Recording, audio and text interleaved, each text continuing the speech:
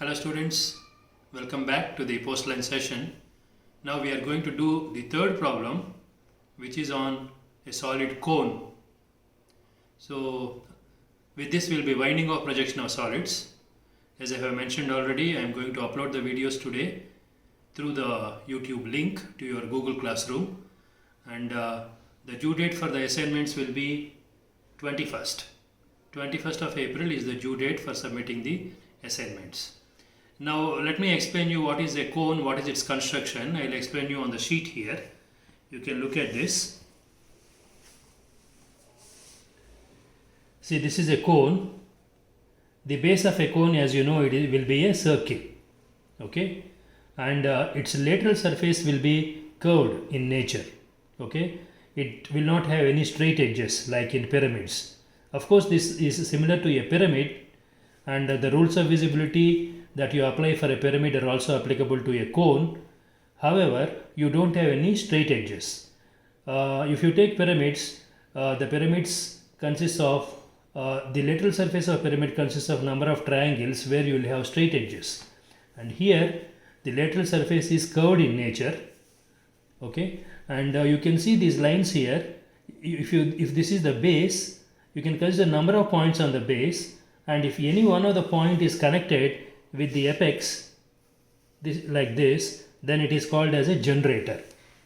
Okay, so there are two generators which are tangential to the base. They are called as extreme generators. Okay, so in fact I can say the lateral face of a cone is generated by means of number of generators. Okay, so all these lines I can call them as generator.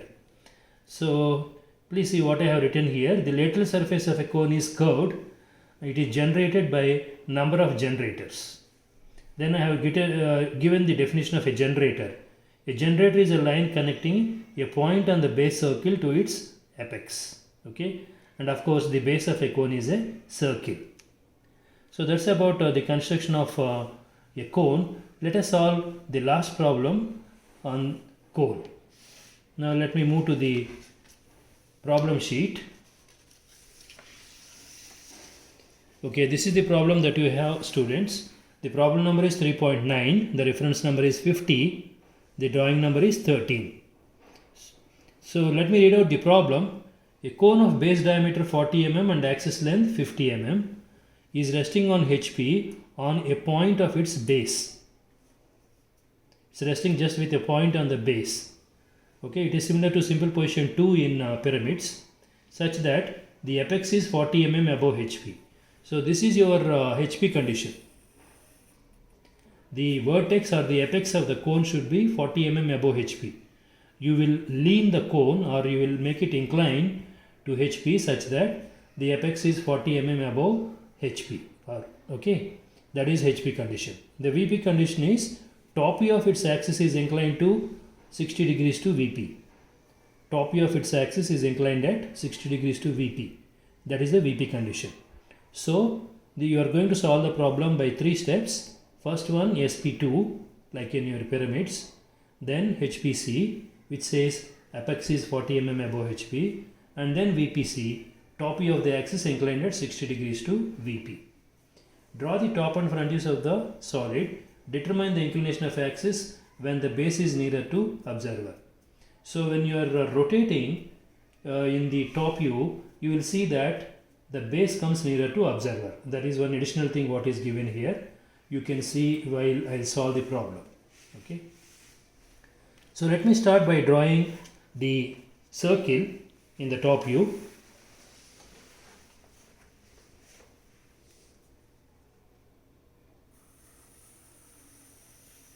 This is your XY line.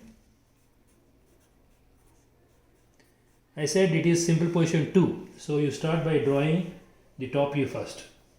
Please remember, students, in projection of solids, you don't have SP3, SP4. So there is no question of starting any problem with front view. Okay. So either it is SP1 or SP2.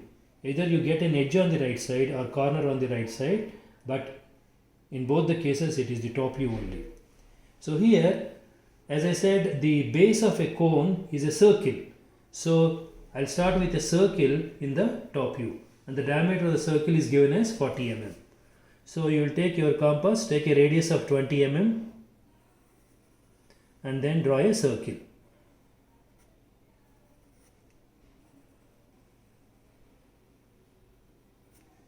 This is a circle of 40 mm diameter or 20 mm radius. Let me divide the circle into 8 equal parts. So each division is of 45-degree angle.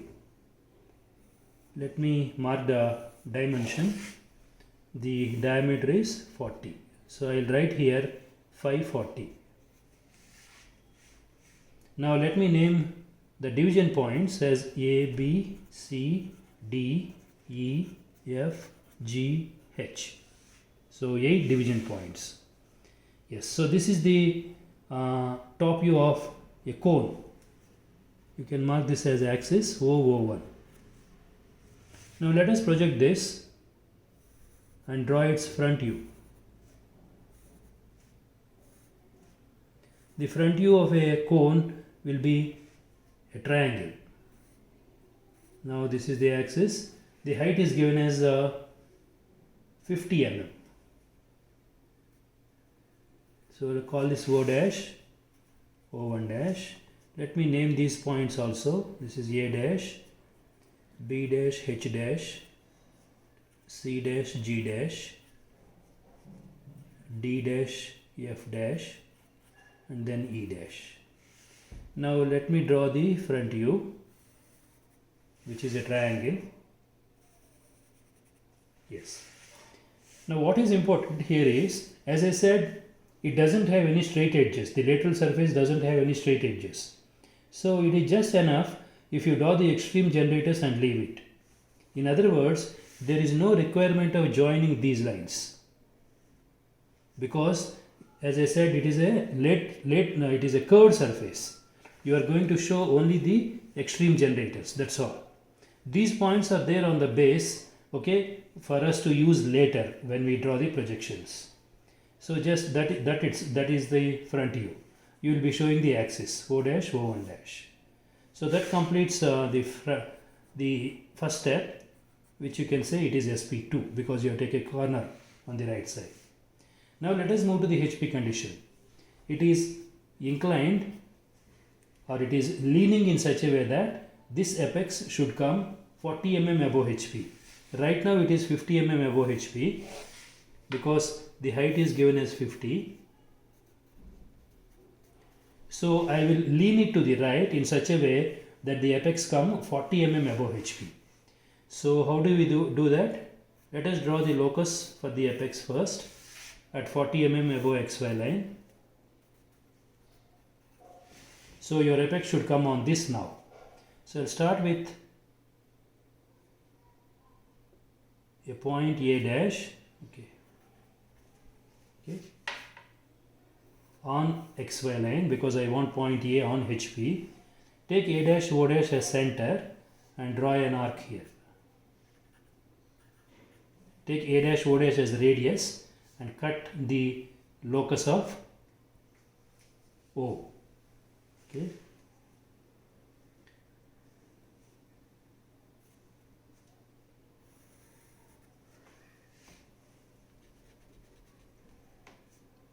This is O dash.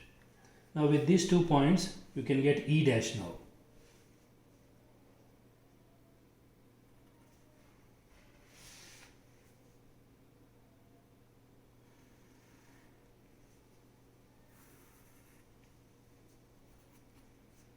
E dash you are going to get by drawing 2 arcs. One is A dash to E dash. A dash as center, A dash E dash as radius, you draw an arc.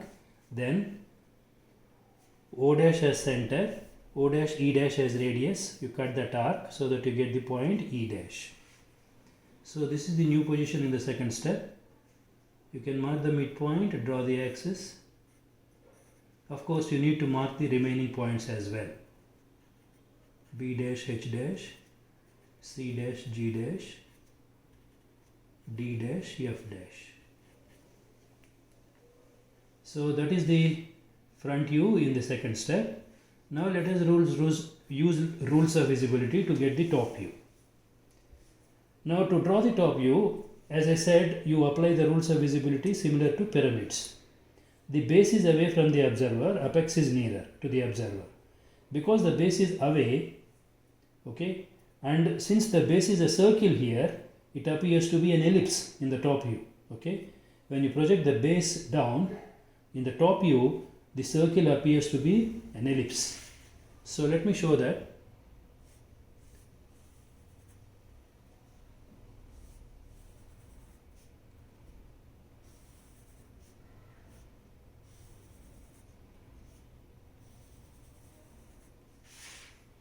Let us draw the locus of all the points.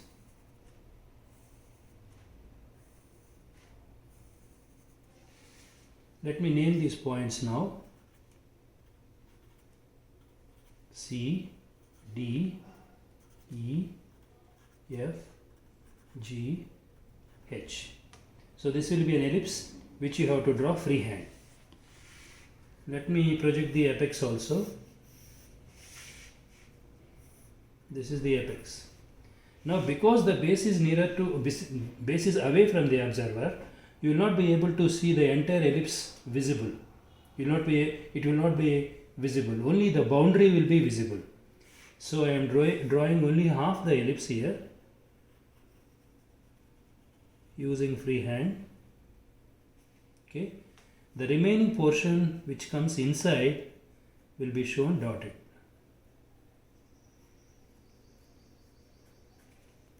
Okay. And then from O you have to draw common tangents to this ellipse.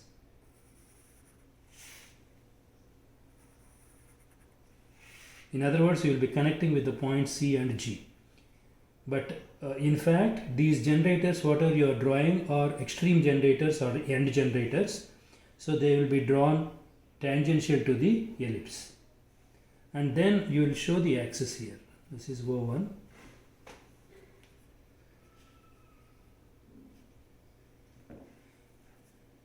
This will be shown as axis. So once again, it's not required to connect the other generators, OB, OD, okay, and all. They are not. It's not required. You are just connecting the extreme generators. That's all. So that completes the HP condition. So what's the HP condition here? One condition is the point A is on XY line, because it is given that it is resting with a point on HP, a point of base. And the second condition is the apex is 40 mm above HP. So after satisfying those two conditions, I have drawn the top view. This is the top view. In the top view, the base appears to be an ellipse. So only the outer portion of the ellipse I have drawn solid. The inner portion is drawn dotted because the base is away from observer. Now let us move to the VP condition, third step. Let us rotate in this direction. Now let us see whether you are given the true angle or apparent angle. It is given, please read this, top view of its axis is inclined at 60 degrees to VP. In other words, it is the apparent angle. Beta is given. And also you find the axis in its apparent length here. Okay? Because the axis is inclined to HP, the top view will be an apparent length. So straight away you can rotate this and draw it here. The inclination is 60 degrees. This angle is 60. Okay. So let us start with point O. Then take the distance O to A, mark it here. Now let us get the other points. Okay. You can take this distance, draw a perpendicular to the center line. Okay. On that perpendicular you can mark B and H, points B and H by taking these distances.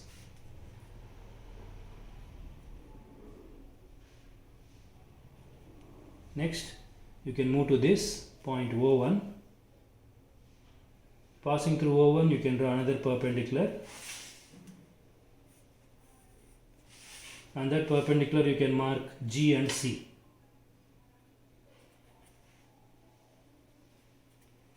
Similarly, take this distance, draw a perpendicular there.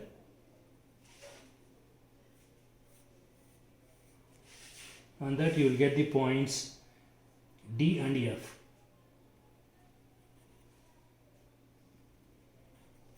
And finally point E. Okay. So you have to draw the ellipse once again. Half of it is solid. It's drawn freehand. And the remaining is dotted.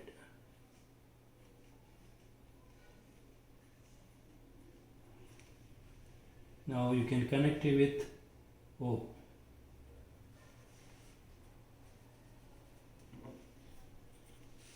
These lines will be tangential to the ellipse.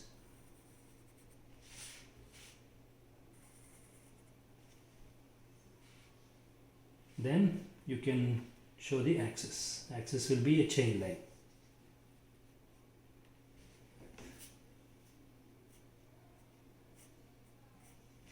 Axis will be a light line. Yes, that completes the top view. Now let us apply rules of visibility to get the front view. Base is nearer to observer now. So the entire base you can draw solid. In other words, that whole ellipse will be drawn using continuous line. Now let me project the points one by one. This is the locus of A. Project A till there. Draw the locus for B and H. Let's project the points B and H.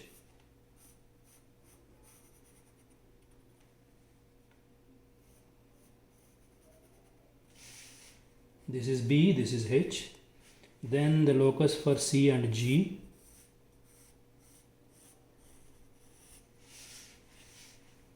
This is point C. And then G.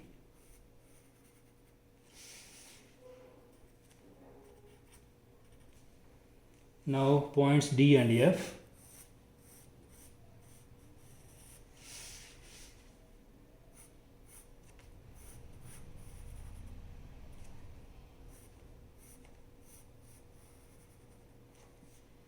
This is D, this is F, and finally E.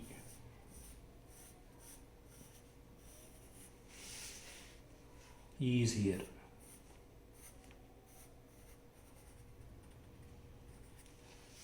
Now connecting all these points, you have to draw an ellipse. Complete ellipse will be solid this time.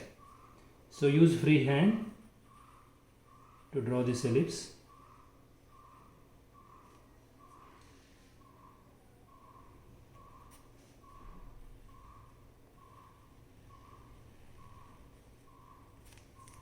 Because the base is nearer now, you will be able to draw the entire ellipse solid.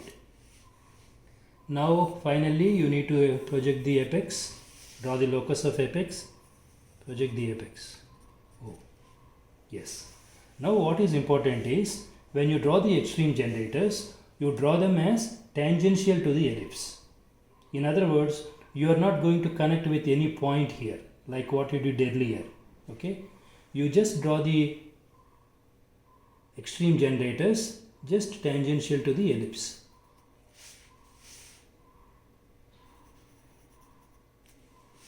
That's it. Now you can project O1. This is going to be O1 dash. You should have O1 dash here. Connect O1 with O by a chain line, thin line. That completes the front view, so I must show all dashes.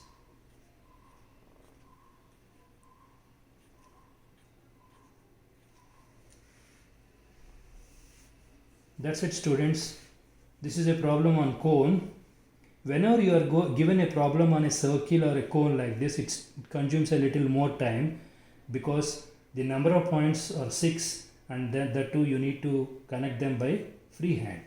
Takes a little time. Okay. So when you use the solid edge, when you practice this on the solid edge, this ellipse and this ellipse you will be able to use ellipse command. But when you go to this, you will not be able to use ellipse command because you don't know what is the major axis and minor axis of this. Unless you know the major axis and minor axis lengths, you can't use ellipse command. So what do you do in this case? You have to use freehand curve. There is a command in your solid edge, freehand curve. You will use that and draw this ellipse. So it may not be so accurate as what you get here, but that is how you have to do this when you use solid edge. When I demonstrate it using the solid edge, I will show that to you. Okay. So this is the last problem, students, in projection of solids. You can just have a look at this for your reference. Now next week when I come back, I will be taking up isometric projection. I will not be moving to developments because most of the students prefer to do isometric projections to development of surfaces in the examination. You have a choice between these two, development of surfaces and isometric projection. So I will be moving to isometric projection when I come back in the next week for you. Okay. Good day, students. I'll see you in the next week.